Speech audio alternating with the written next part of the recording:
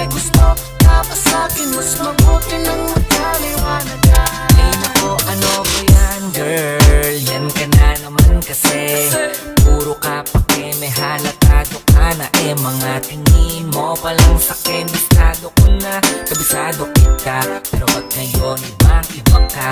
Panay ka iwas, di ka na sumasakay sa mga trip ko. Naiilang nawawala na rin dating kulit mo mismo. Di ko maintindihan, naguguluhan. Bakit kasi hindi mo pa sabihin kung ano ba ang nararamdaman?